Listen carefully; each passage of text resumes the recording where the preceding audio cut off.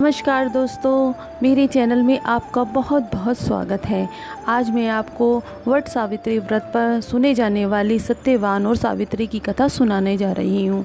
आइए कथा आरंभ करते हैं। समय की बात है, एक अश्वपति नाम के राजा थे। उनकी कोई संतान नहीं थी। राजा ने संतान प्राप्ति के लिए अनेकों यज्ञ किए, जिसके फलस्वरूप उन्हें एक तेजस्वी कन्या की प्राप्ति हुई। राजा ने कन्या का नाम सावित्री रखा। समय बीतता गया और सावित्री विवाह योग्य हो गई।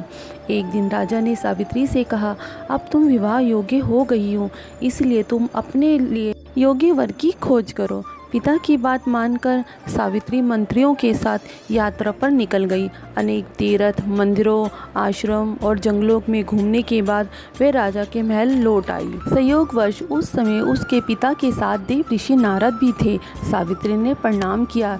राजा ने सावित्री से उसकी यात्रा का समाचार पूछा। सावित्री बोली, पिताजी तपोवन में अपने माता पिता के साथ निवास कर रहे सत्यवान, वह मेरे लिए योग्य हैं। मैंने अपने तन मन से उन्हें अपना पति चुन लिया है। सावित्री की यह बात सुनकर देव ऋषि नारद चौंक उठे और बोले, राजन, सावित्री ने तो बहुत बड़ी भूल कर दी है। यह सुन अश्वपति चिंतित हो गए और देव ऋषि सत्यवान में ऐसा कौन सा अवगुण है। इस पर नारद जी ने कहा, राजन, सत्यवान के पिता शत्रुओं के द्वारा राज्य से वंचित कर दिए गए हैं। वह वन में तेजस्वी जीवन व्यतीत कर रहे हैं और अपनी दृष्टि खो चुके हैं।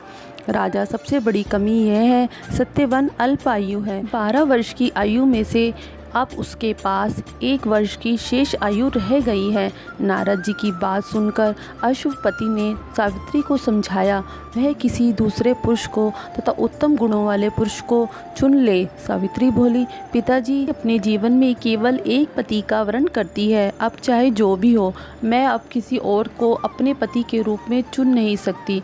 पुत्री की यह हट के आगे पिता विवश हो गए और सावित्री का पूरे विधि विधान के साथ विवाह करवा दिया गया। विवाह के पश्चात सावित्री अपने पति तथा सास ससुर के साथ वन में रहने लगी। जैसे जैसे समय बीतता जा रहा था, सावित्री के मन का भय बढ़ता जा रहा था। नारद जी के कहे अनुसार उसके पति की आयु के मात्र 4 दिन बचे थे। सावित्री ने 3 दिन पहले से ही व्रत रखना आरंभ कर दिया था। अतः वह एक दिन भी आ पहुँचा जब सत्यवान की मृत्यु निश्चित थी। चौथे दिन सत्यवान लकड़ी लेने वन में जाने लगा। सावित्री बोली, हे नाथ, मैं भी आपके साथ वन में जाऊंगी। सास ससुर के मना करने पर भी वह अपने पति के साथ वन में चली गई। वन में सत्यवान ने जैसे ही पेड़ से लकड़ी काटनी शुरू कर दी, उसके सर में बहुत जोर से असहनीय दर्द होने लगा और वह पेड़ से उतरकर नीचे आ गया। सावित्री समझ गई कि उसके पति का अंत समय निकट है। अतः उसने अपने पति का सिर गोदी में रख लिया। लेटने पर सत्यवान अचेत हो गया। सावित्री चुपचाप आंसू बहाती ईश्वर से प्रार्थना करने लगी।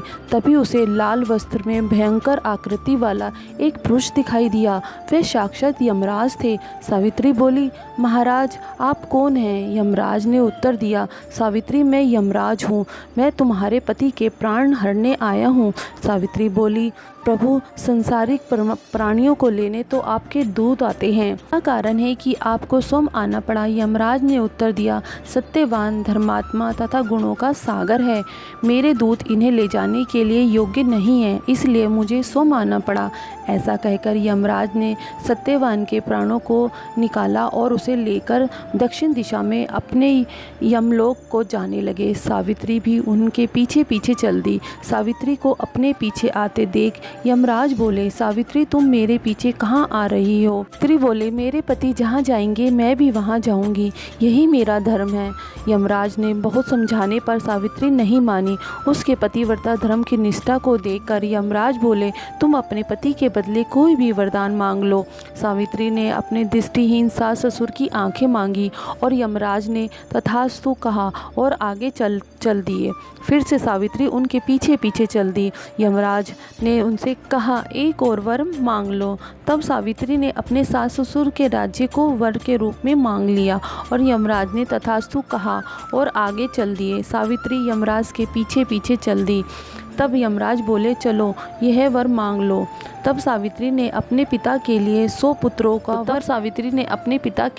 पुत्रों का वर मांगा और यमराज ने तथास्तु कहकर वापस लौटने के लिए कहा, लेकिन सावित्री नहीं मानी, फिर उनके पीछे पीछे चल दी।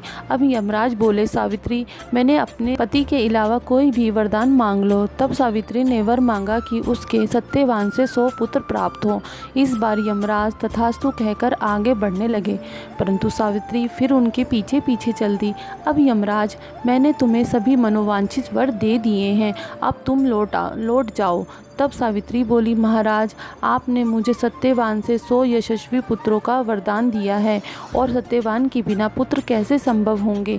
ऐसा कहकर सावित्री ने यमराज को उलझन में डाल दिया।